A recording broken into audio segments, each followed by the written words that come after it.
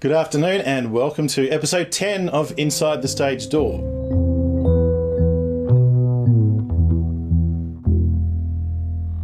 Today's guest is actor, producer, winner of 3 Best Actor awards, including the Luciana Film Festival for Somewhere Near Koutrae and Method Fest, and the Australian Screen Actors Guild Award and for Best Actor in a Short Film for Death's Requiem. Did I get that right, John? Was that correct? Yeah. It's the funny thing about it is the third one is actually a SAG award from the States, but someone put it down as Australian Screen Actors Guild Award, which there is no such thing, but right, whatever. Well, welcome to the Stage Door, Jai Koutrae. Yeah, thanks for having me. Thanks for coming, mate. One of your early roles was on a classic Australian soapie called Home and Away. How was that experience for you?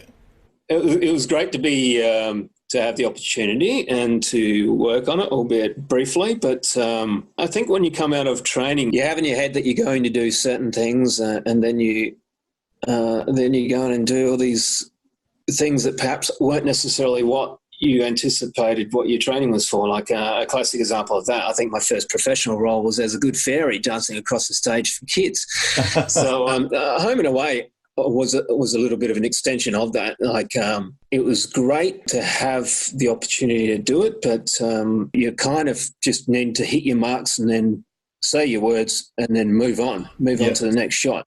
Whole thing about it is when you're a supporting character, if you fluff a line, it really doesn't matter.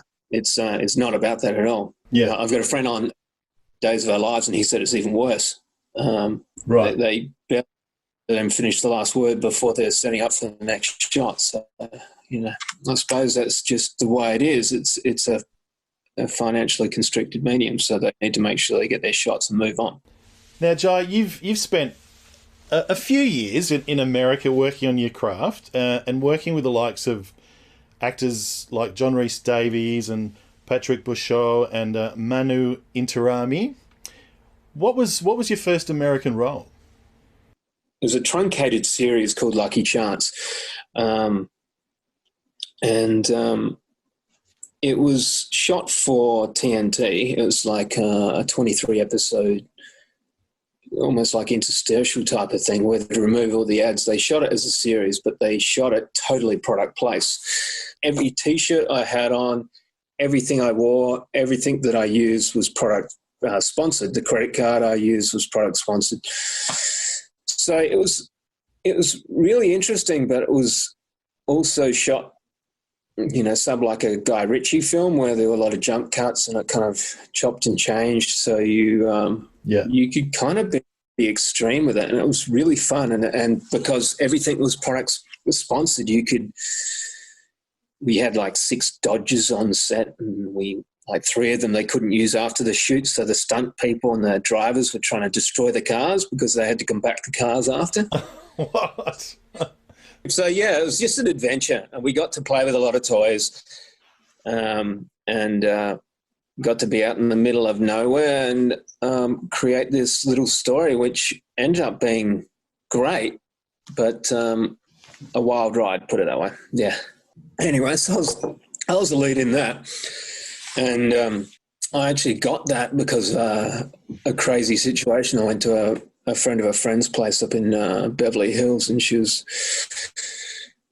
this guy was talking about his short film, and he played his short film, and I was a bit indifferent towards what I felt of the short film and proceeded to have a bit of fun through the party. And long and the short of it, I made a bit of a social faux pas that he didn't forget. And that's the reason why I got the role. What? I effectively tackled him from one place to another, threw him over the edge of a balcony and landed on a couch. And so he auditioned all kinds of people, some pretty big people. And in the end, he decided he's going to go back to me because he wanted that edge on film. So I would never suggest to ever do anything like that. I've never proceeded to do anything like that again. But for once in my life, being stupid actually helped. Paid off. Yeah, so that was fun. Yeah. Wow. Thanks, mate. And what was it like working with the legendary actor John RhysDavies from Lord of the Rings? He's a gentleman. He's a very thoughtful, caring person. Like, I think when I went into doing the work with him, I thought he'd be a lot more standoffish. And I'd worked with other people who are probably nowhere near to the stature of him or to his reputation, who have been absolute divas. But John RhysDavies is not one of them. He's a very generous man. He's very accomplished and very giving in every way, shape, and form. So, before we do the scenes, he'd just be there because it was shot in this.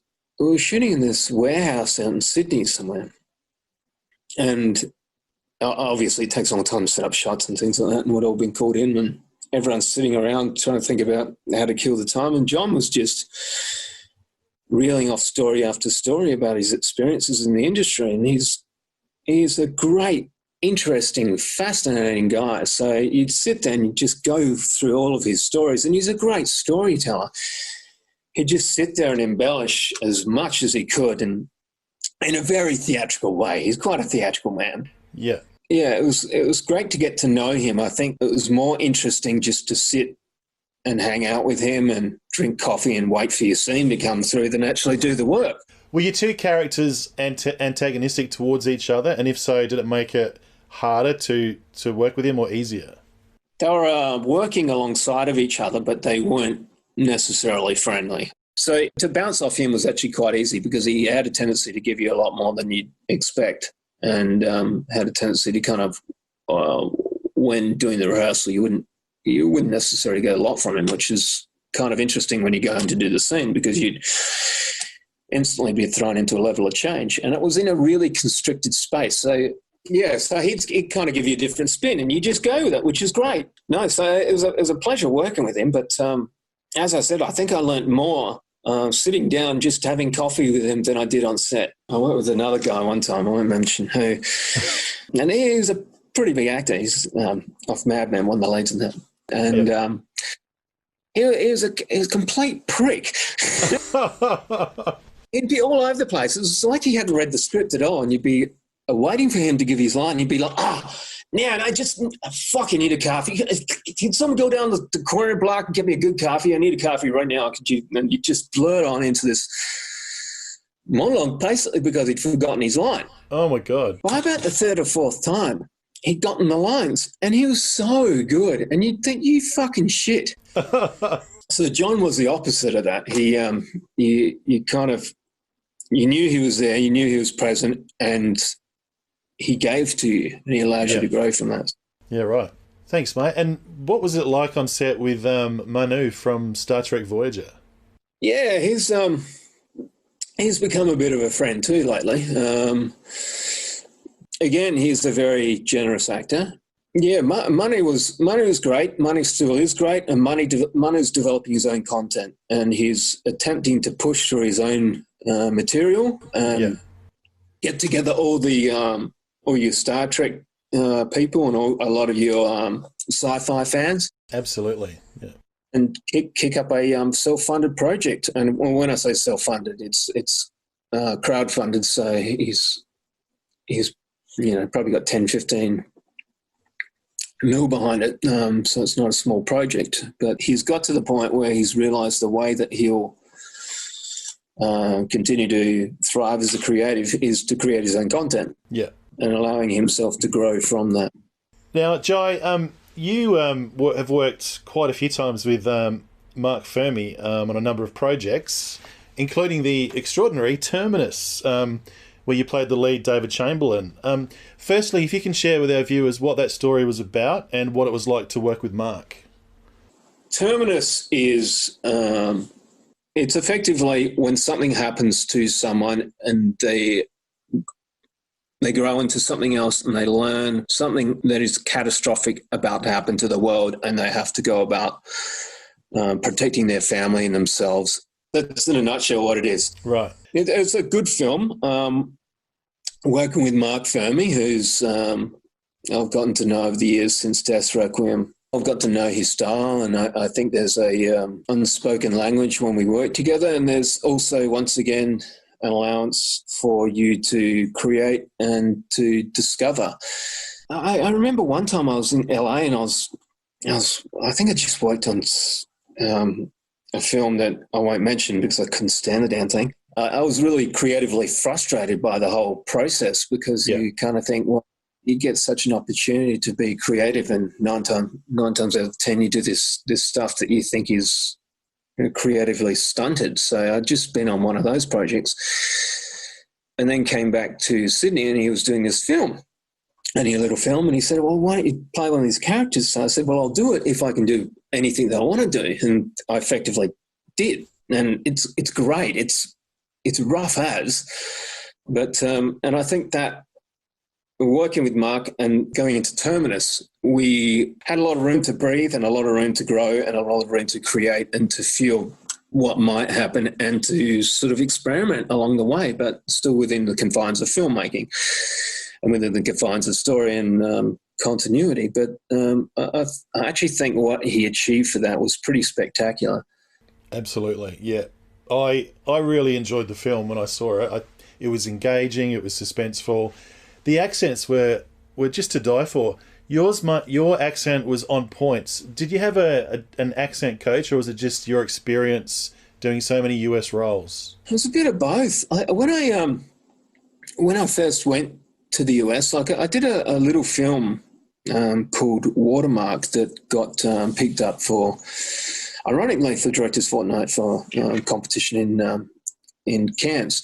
So I went over there, and that was just a eye-opening experience. My girlfriend at the time, who's my wife now, she got onto all these companies and got me sponsorship deals with all these like designers and such. So after that, we went across to Los Angeles, and I'd met with different people who I didn't realise their size and stature at the time, and a couple of agencies who were probably the biggest at the time. And to me, they could have been shoe salesmen for all I knew. I had no idea about the industry, and I was very green. And I auditioned for a couple of things, and I remember auditioning for one thing. It was as a director who's still over there doing really good work. I auditioned for him, and I had to put on a US accent. And he never said anything to me or anyone. No one ever mentioned anything about it, but I could just tell that my accent was so shit. I was so green, and I just thought, if I want to compete on this stage, I just need to lift myself up to that level. So I started training a lot heavier I started getting books and stuff from accent about how to change your mouth and how to actually work with the accent within the mouth. Yeah. And then I did go and train with one accent coach over there for a while, and I wouldn't particularly say that she was the person who put me onto it. Ironically, it was another active friend who put me onto tapes from this accent coach called Jane Wellborn. And she was the person, and I listened to his accent tapes of this person over and over again. And at one stage, I moved back to the States for about a year. It was about a year that I stayed in accent. You stayed in accent for a whole year? Yeah. I used to write down things that I had difficulty with. Like if there was a word I'd have difficulty with, I'd look at it, I'd go into this program called True Spell Translator, which would break down how the words would be written in order for you to understand, for your tongue to get around, and for how your mouth would be placed and such like that. So effectively, I just figured it out. And if I didn't figure it out, there was no future for me. And I suppose if even with Terminus, when we walked on set for that, I just dropped into the US accent from that point on. Wow. Now let's catch some of Jai in action. I don't want to talk about it. How are you like this? Like what? Disappointed? What happened? Some boy break your heart? No. Well, I didn't send you out there to quit, Annabelle. I've been busting my ass every damn day in that shop so you can have a future. I didn't quit. Your last 2 payments didn't go through. Shit. I'm sorry. just need another week. I don't want you working yourself to the bone. Not again.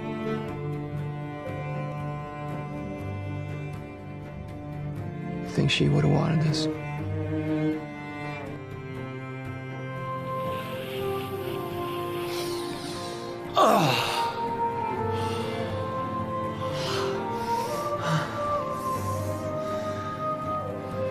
So,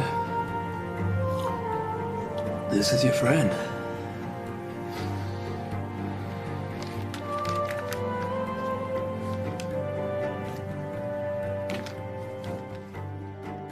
Would you kill a friend to prevent him from being taken prisoner?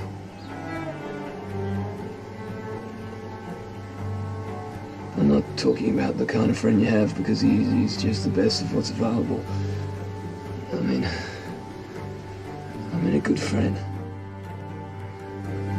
Could you do it? Or could you kill such an important person? He panics and grabs her by the throat and pushes down harder and harder and harder until suddenly she goes all limp and the scream stops.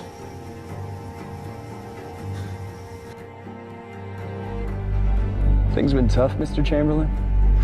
Huh?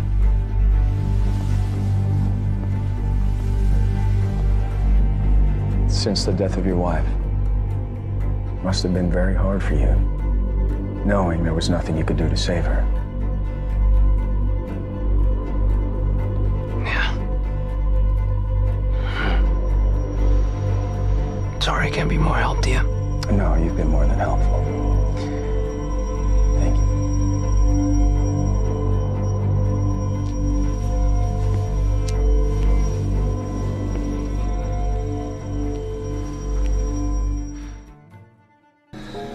Where's the old man? At home, drunk. And you didn't wake him? Nah, let sleeping dogs lie, eh? And what if we get approached? We won't. Yeah, what if we do? Don't worry. Besides, I've got something for you to do. Yeah, that'd be right. When's it ever gonna be your turn, eh? Yeah, well, I'm always so damn surprised. And I'm fucking tired. You're always fucking tired. Be a good boy now. What's up? Nothing. Of course not. Always the reliable one. The prodigal son. Shut up.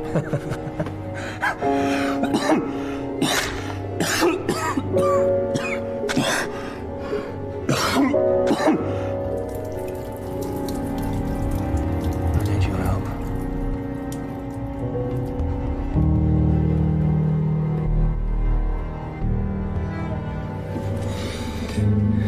Do you love me?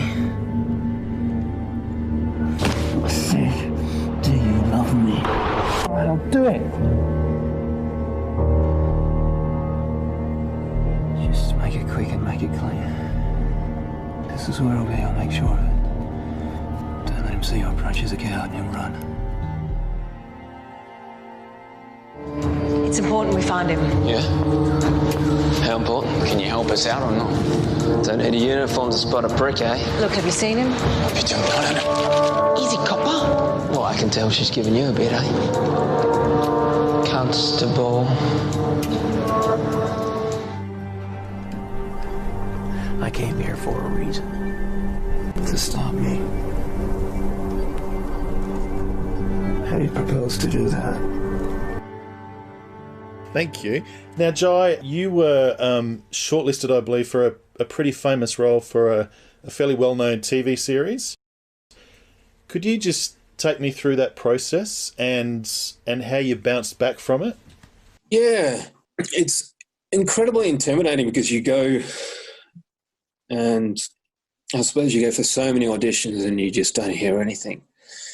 And then you test for things and then you get really good feedback and you kind of think, oh, okay, that's lovely. And then you get told, okay, well, you've got a callback, so you go for the callback. And you can go for multiple callbacks sometimes on these things. And you can get down to like the fourth or fifth time that you've got your callback. And then you go for the studio callback. And I can just remember going into this thing, and it was the most foreign thing I'd come across, because you're there and you're there to do an intimate scene. This particular scene was relatively intimate, to show you the vulnerability of the actor, to make sure they could reach those points.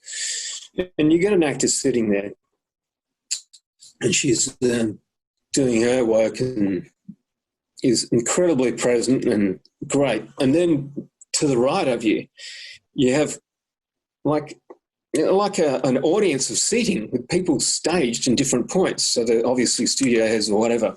Yeah. You're in the audition and they're just talking, or they're checking their phone, or they're leaning back across their seat to discuss something.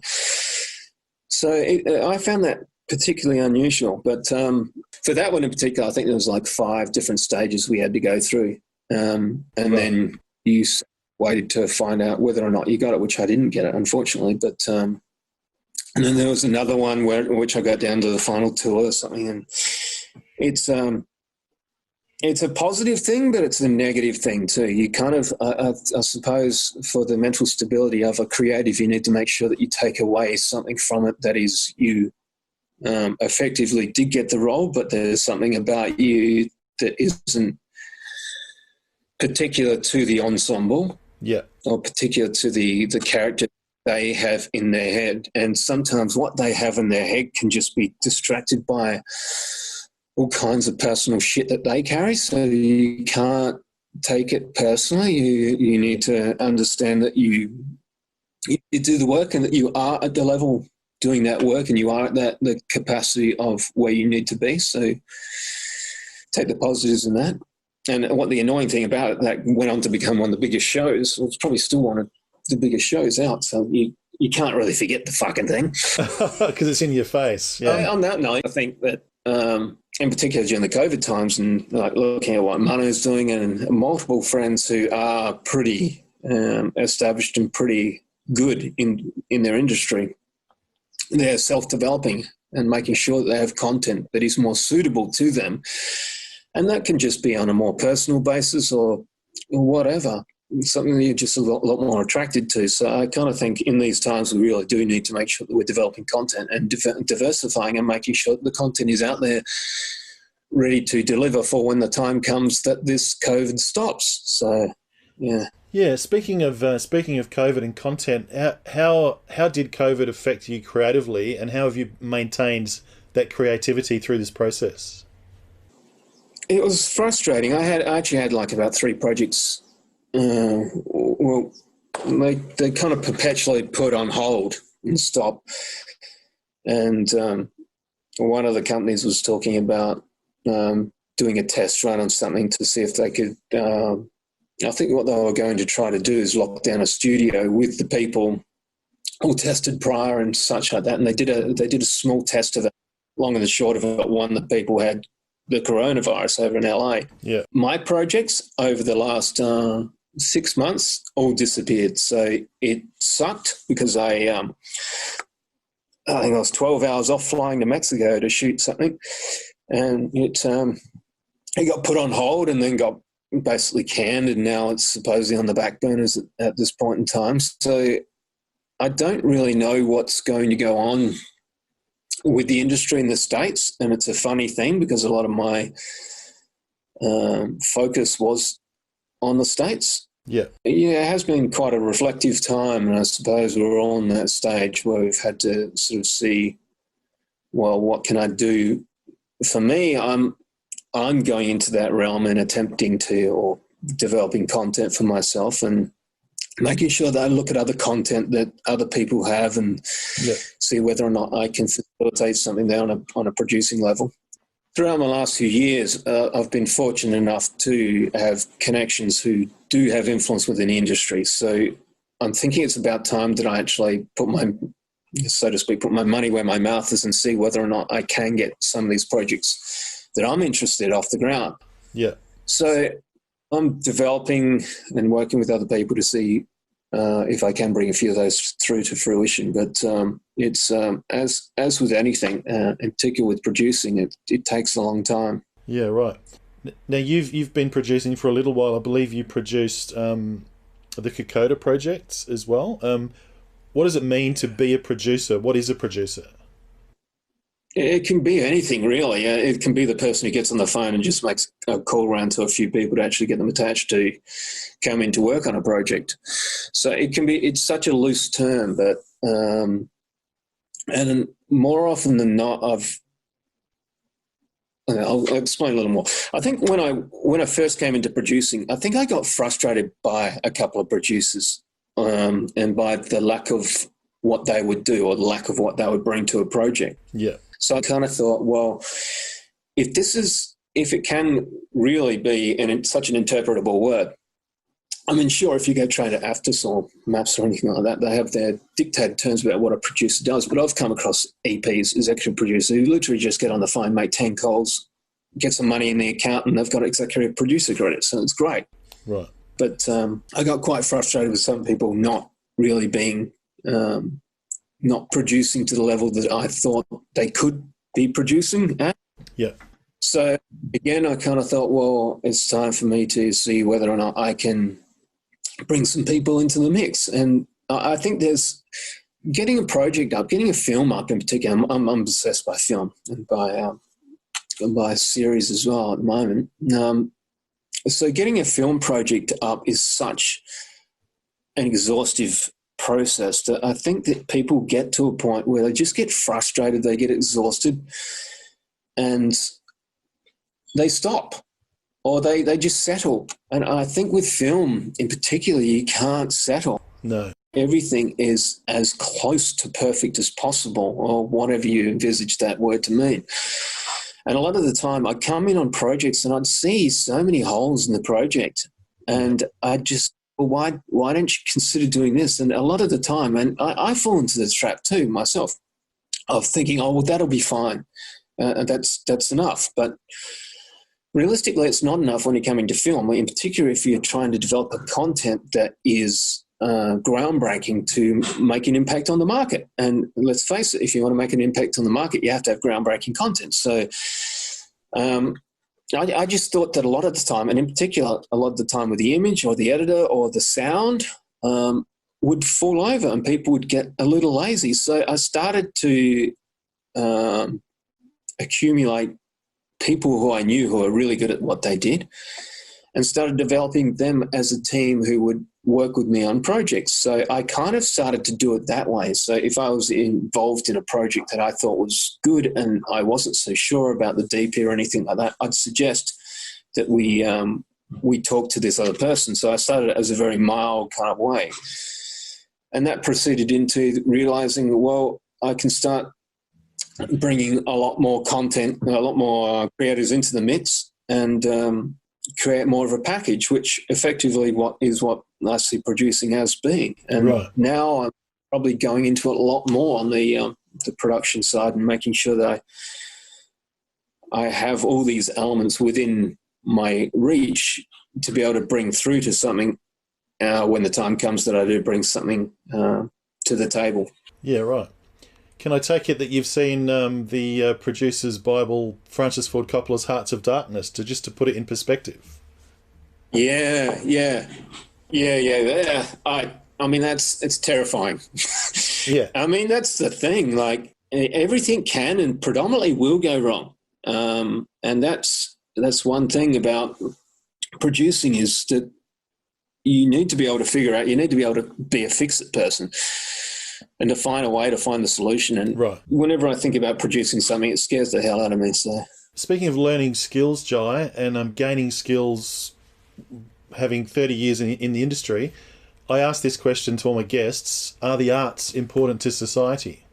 The arts are incredibly important to society. I kind of think they're the first thing that's dismissed politically, but for the growth of the culture, for the growth of the people, it's huge, and it can't be dismissed, and it's too often dismissed, and it's disappointing that happens, and it's not supported, and that we don't actually support the creators out there. And it's disappointing that it's not supported politically more than what it is, and the fact that, you know, there's such an outcry over so many of the industries at the moment with the COVID situation, but the arts is the thing on the last on the list to actually get any recognition or appreciation.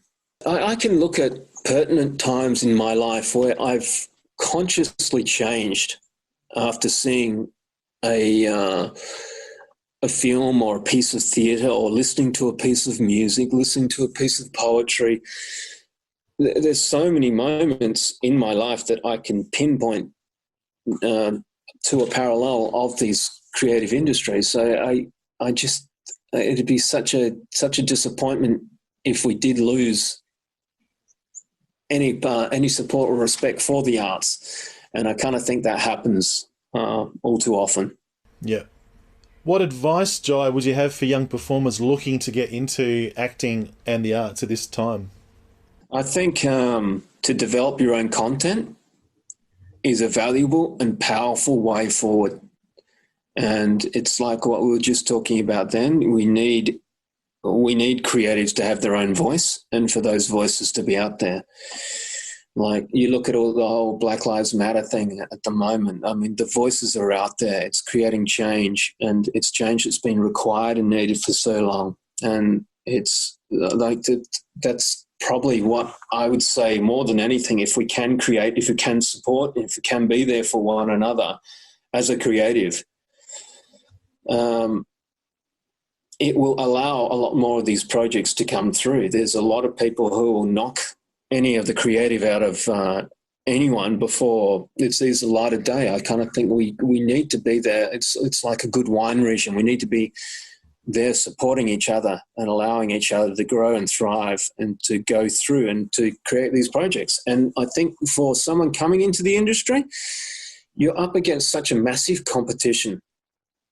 So it's like when I'm going up for things now, the competition's massive. There has to be a point of diversity to you, and how will they ever know about you? The only way that they'll ever know about you is if you're creating content, if you're putting it out there with your voice, therefore giving them diversity, therefore giving them an opportunity to see you. Yeah. If you're sitting there thinking, well, I can manifest myself being the lead on whatever the new series is at the moment, blah, blah, blah, put all my concentration into that, it's not going to manifest unless you have practical application for you to actually get there. So I think that the way that you can do that is creating your own content, working with people to bring it forward and to putting it out there on a major stage. I mean, we have the internet now, so it's a great platform to be able to release anything. So material out there and be bold. Like, there's no point in being like everyone else. There's no point in emulating someone else. It's just boring. It's really boring to see someone trying to be another De Niro or something like that. It's dull. And, yes. You know, you look at heroes. You can emulate them as much as you can. Sure, learn from the best, steal from the greatest, and such like that. But find some character within yourself. It doesn't just. It's almost like, whatever you were teased the most about as a kid at school is the thing that you need to embellish the most in order to become the most interesting character.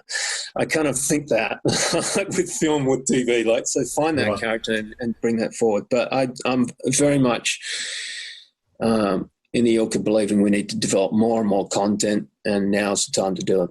Thanks, mate. Well, Jai Koutrae, you've been an absolute pleasure to talk to. Thanks for your time today on Inside the Stage Door. Not a problem. Thank you. I've been James McCluskey Garcia from Reading Companions Australia. I'd like to thank our regular contributors to this episode: Teppo Films, Ipskip Productions, All Pro Audio, Tempo for Two Productions. Thanks for watching, and we'll see you soon. Don't forget to like and share our page for upcoming guests.